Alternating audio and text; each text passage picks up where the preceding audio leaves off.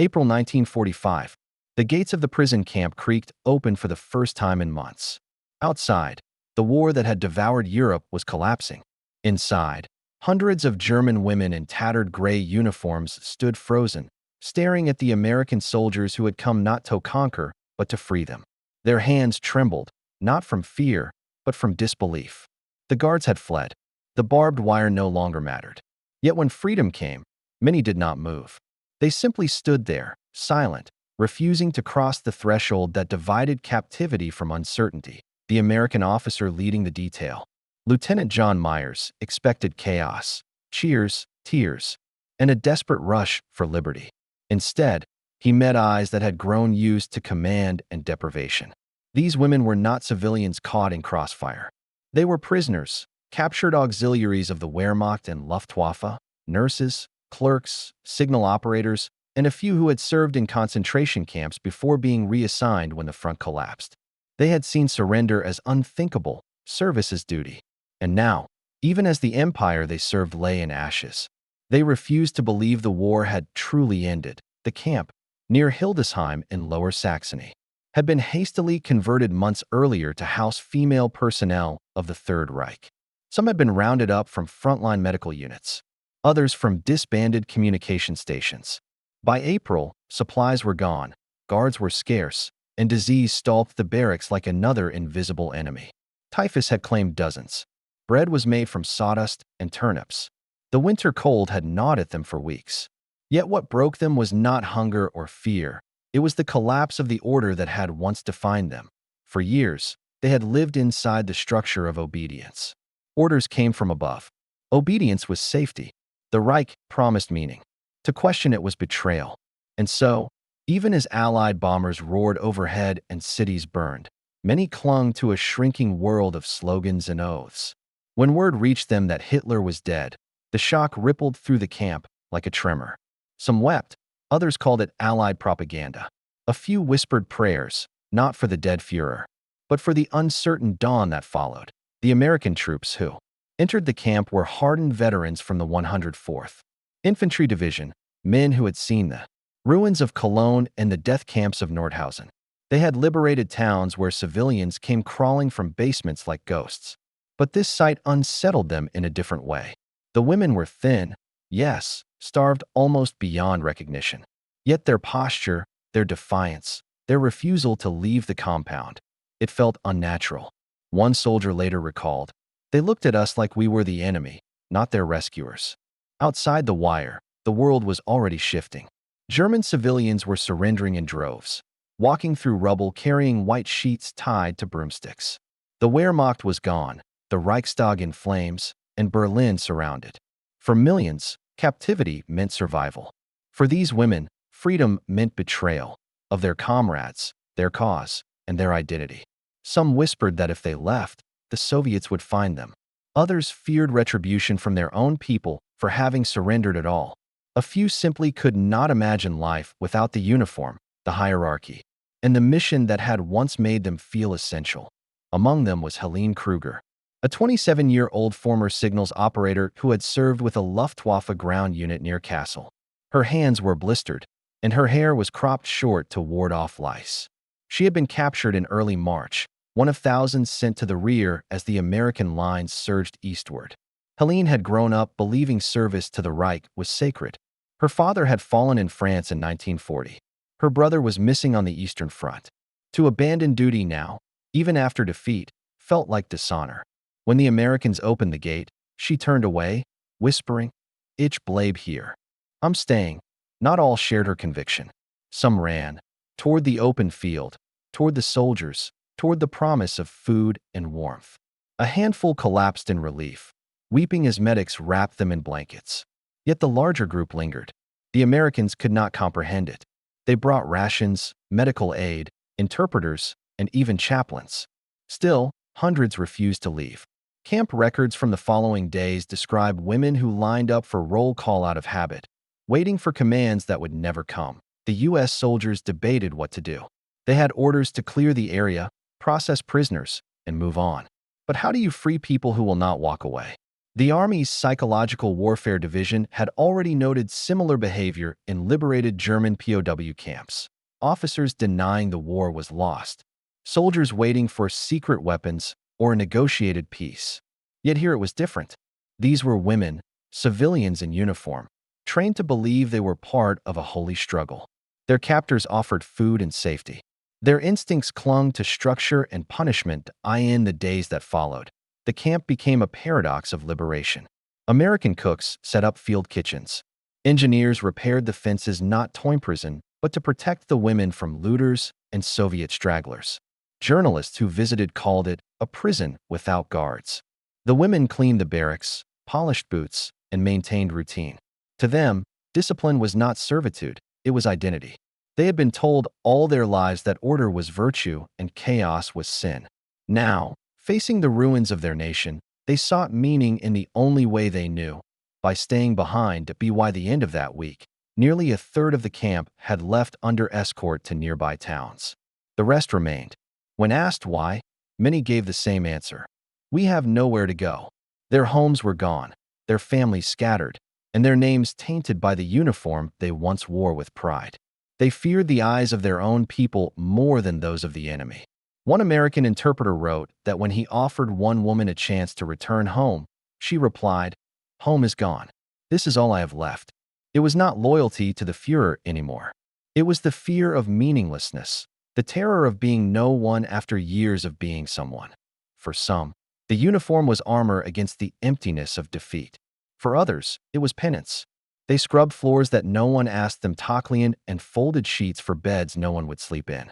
Liberation had stripped them of purpose more cruelly than captivity ever had. As May approached and Germany's unconditional surrender loomed, the U.S. command faced a choice: evacuate the camp by force or leave it to dissolve on its own.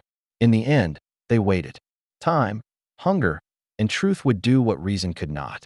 Yet as the American trucks pulled away, dozens of women stood by the gates, unmoving. Some saluted. Others simply stared into the dust where the convoy disappeared. Freedom had come knocking, but for them, it was a sound too foreign to trust.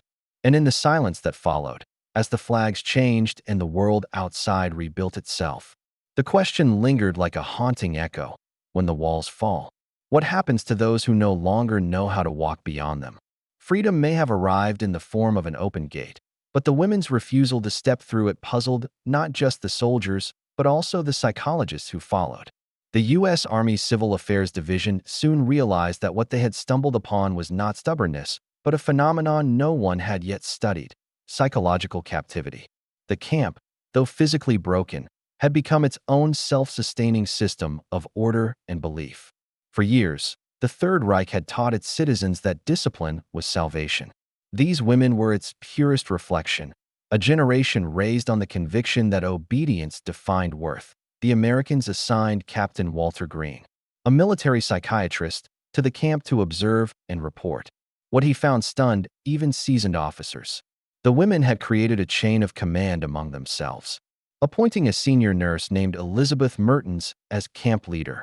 She held morning assemblies, issued tasks, and maintained curfews despite the absence of guards. It was order out of ashes. The Americans called it the phantom garrison. Even food was rationed collectively. Every loaf of bread and every tin of corned beef provided by the army kitchen was distributed according to rank and seniority, not need. They didn't need guards. Their minds carried the bars. Captain Green began daily interviews, attempting to untangle why freedom had become the greater threat. Many of the women had entered service through the Wehrmachthelferinnenkorps, the auxiliary corps established to free men for combat duty. They had operated radios, tracked aircraft, encrypted codes, and tended to the wounded. But indoctrination ran deeper than their tasks. They were told they were the shield behind the sword, the pure heart of a nation at war. To surrender was to betray not only the Reich, but also their sense of self. The U.S. records from that spring reveal the strange paradox of this loyalty. Green's report noted that the women's routines mirrored military precision. They rose at dawn, cleaned the compound, and maintained rosters. They sang songs from the 1930s, melancholic hymns to discipline and destiny. Even their speech echoed propaganda phrases long after the Reich had ceased to exist. He described them as a unit that continues to fight internally after the war has ended externally. Behind this mindset lay the machinery of psychological control the Nazis had perfected. Propaganda wasn't merely political, it was structural. Through school curriculums, workplace policies, and military indoctrination, German society had fused identity with service. Women like Helene Kruger and Elizabeth Mertens had spent their adult lives under a system that replaced personal will with national will. Now, cut off from it, they experienced something akin to withdrawal. The familiar hierarchy of the camp soothed them more than the chaos of a free but shattered Germany. One day, American engineers arrived to dismantle the remaining communication equipment, a rusted array of radios, teletypes, and field transmitters. Among them was a battered torn.EDOP radio set, its dials still marked with Luftwaffe frequencies. For the women, those machines were relics of a vanished order, but when the engineers powered one for testing, something changed. The static hissed, and faint Morse signals crackled through. Many of the prisoners froze. Some began to weep. To them, those sounds were ghosts, the voices of a world that had once given them meaning. The Americans realized that even technology had become symbolic captivity. Those radios had been their link to command, to certainty, to belonging. Now they were only echoes. In early May, a small delegation of women finally agreed to be relocated to a displaced persons camp. Yet more than 200 remained. That refusal forced the U.S. command to study the situation further. The Army called it Operation Return. Psychologists, translators, and social workers entered the camp daily to convince the women to leave. They tried education, compassion, and logic. They read them excerpts from Allied proclamations declaring Germany's surrender. But the words bounced off like pebbles against armor. The women did not believe in defeat. Some claimed the Führer had fled to Bavaria and was regrouping. Others insisted the Americans were temporary occupiers and that order would soon be restored. Among them, a fracture began to appear. The younger auxiliaries, barely 20 years old, grew restless. They saw the food convoys passing beyond the wire, the returning refugees, and the rebuilding towns. They began to question their leaders. Tension brewed between the old believers and the doubtful. The Americans, sensing opportunity, brought in a German-speaking Red Cross nurse to mediate. Her name was Lotte Weiss, a survivor of the Allied bombings in Dresden. She spoke softly to them about her city's ruins, the senseless deaths, and the futility of clinging to ghosts. Slowly, she reached them, not with arguments, but with stories. Helene Kruger was one of the first to waver. She had spent weeks writing in a notebook salvaged from a supply crate. Entries of confusion, dreams of her brother, and fragments of orders she once received by radio. On May 6th, she asked to see Captain Green. "If I leave," she told him, "what am I supposed to be?" He had no answer, but he handed her a mirror. She stared at her reflection for a long time, then at her uniform, the faded insignia, the worn collar.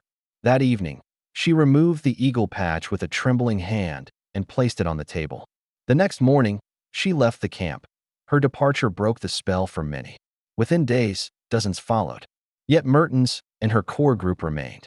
They believed those who left would regret it. "The Americans will forget you," she warned. "Here, at least, you are part of something." It was tragic and powerful. The structure she defended was collapsing from within, but it gave her purpose to the very end. On May 8, 1945, V-Day, the last German forces capitulated. Allied radios broadcast the news across Europe. The camp heard it too. The women gathered in silence near the fence as the sounds of celebration drifted from nearby towns. For a moment, their faces softened. Some smiled faintly. Others cried. But when the Americans asked them to join the festivities, they turned away. Freedom still felt like exile. That night, lightning split the sky above Hildesheim. Rain drenched the barracks. The women huddled together, singing softly the same hymns they had sung before the fall. It was no longer about the Reich. It was about each other, the only structure left. In the dark, Elizabeth Mertens sat by the broken radio, her hands resting on the dials as if feeling the pulse of a vanished world. By the end of May, the camp was nearly empty. The Americans repurposed the site for displaced civilians, and the last 30 women were transferred under guard. Their departure was quiet, without ceremony. Only a few looked back. The Americans who had witnessed the ordeal struggled to describe it in their reports. Some called it mass denial. Others saw it as trauma. Captain Green wrote a single line in his closing file. They were prisoners of an idea long after the fences fell. In a war defined by steel and blood, this small camp revealed another battlefield, the mind. It was where loyalty outlived logic, and captivity became comfort. What began as an act of defiance ended as a study in the limits of liberation. Yet the story was not over. Some of these women, once freed, vanished into post-war Germany. Others reappeared years later, changed, quiet, carrying invisible wounds. And as Europe rebuilt, their strange resistance became a haunting question for every nation that had been caught in the whirlwind. What does it take to rebuild a soul trained for obedience? That question would follow them, and the world, into the uncertain peace that came after. Years later, historians and psychologists would look back at the spring of 1945 and realize that the strange behavior of the women who refused liberation was more than a wartime curiosity. It was a mirror reflecting the depth of a nation's collapse. What the Allies witnessed in that small camp near Hildesheim was not defiance against the victors, but an emotional paralysis shared by millions across Germany. When the ideology that had ruled their lives evaporated overnight, those who had tied their worth to it were left weightless, unmoored between guilt and survival. The U.S. Army's after-action teams, documenting liberated territories, came to describe the phenomenon as post-authoritarian inertia. It was seen in shattered villages where mayors still awaited orders from ministries that no longer existed, and in hospitals where nurses continued to ration non-existent morphine according to the Reich's outdated regulations. But it was in the POW camps for women that the condition appeared most starkly, stripped of excuses. They had no weapons, no orders, no real hope of rescue. Only the routines that once gave shape to their lives. When the occupation administration began its denazification efforts, these women became test cases in the psychological rehabilitation of a defeated nation. American officers tried lectures and films showing the ruins of concentration camps, the testimonies of survivors, and the true scale of the crimes committed under the flag they once served. Some women broke down. Others refused to look. The photographs tore through illusions, yet shame alone did not heal. For those who had defined morality by obedience, seeing evil carried out in uniform shattered their internal compass. The process of rebuilding required not punishment, but teaching them how to think as individuals again. The months following V-Day transformed the camp into a laboratory of redemption. American educators introduced discussion groups, reading circles, and lessons on democracy. They encouraged debate, a foreign concept to people trained to follow. The results were uneven. Some embraced the chance to question. Others sat silent, afraid that even their thoughts might betray them. But slowly, the grip of uniformity loosened. By autumn, many of the remaining women had accepted resettlement, taking civilian jobs as nurses, clerks, and teachers in towns scarred by war. A few, like Helene Kruger, began assisting Allied administrators, translating documents, helping refugees, and trying to atone in quiet ways for the world they had once served. Psychologists later identified their transformation as one of the earliest examples of post-totalitarian reconditioning. It showed that belief systems could hold people long after the armies that enforced them had vanished. Freedom, to those unprepared for it, was not a gift but a burden, one that had to be learned, not merely received. In that sense, the women who stayed behind became symbols of Germany's slow moral awakening. Their refusal was not heroic, but it was deeply human, a cry for minds shaped by fear, order, and devotion.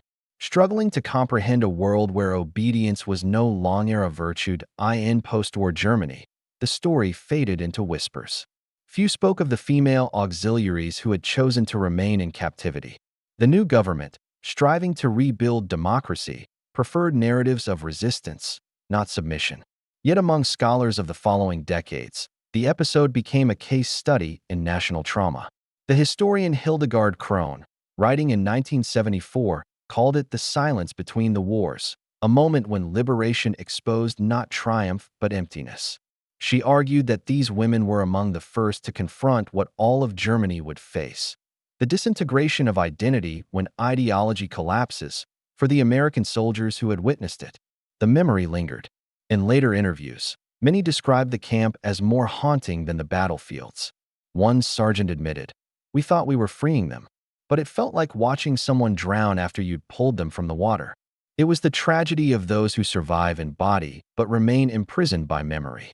Even decades later, when Germany was divided between East and West, veterans of the occupation would recall the strange quiet of that camp, the women standing still as the world moved on as time passed. A few of the former prisoners gave testimonies. One appeared in a 1958 documentary on wartime service.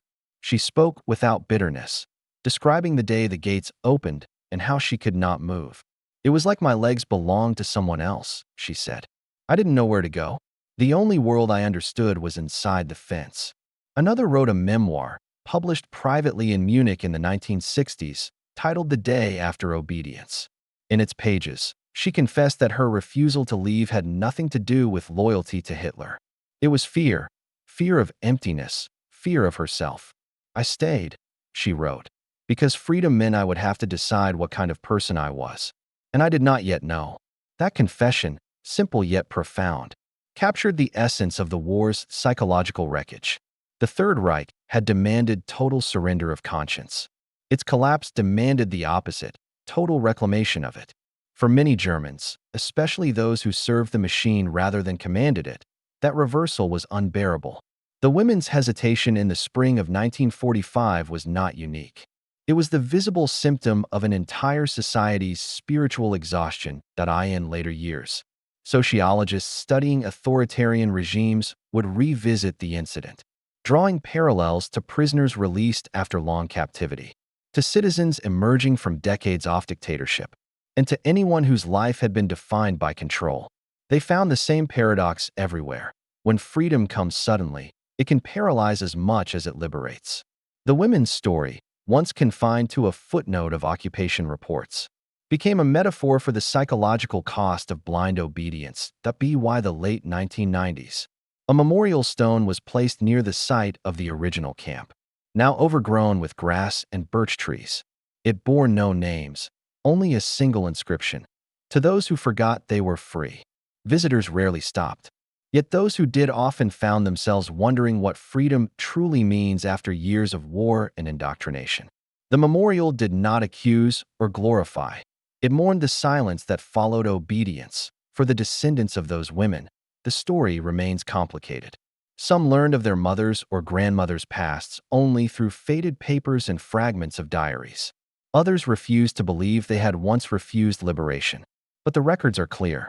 In that strange moment between collapse and reconstruction, when victory bells rang across Europe, there were still women standing behind a fence of their own choosing. Today, historians recognize that their refusal reveals not loyalty to tyranny, but the fragility of the human spirit when it has been molded too long by fear and certainty. It warns that freedom is not an instinct. It is a discipline that must be learned anew by every generation.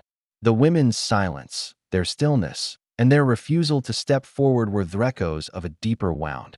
The loss of self that tyranny inflicts long after its fall. The last survivors faded into history. One interview in the early 2000s captured the story's final note.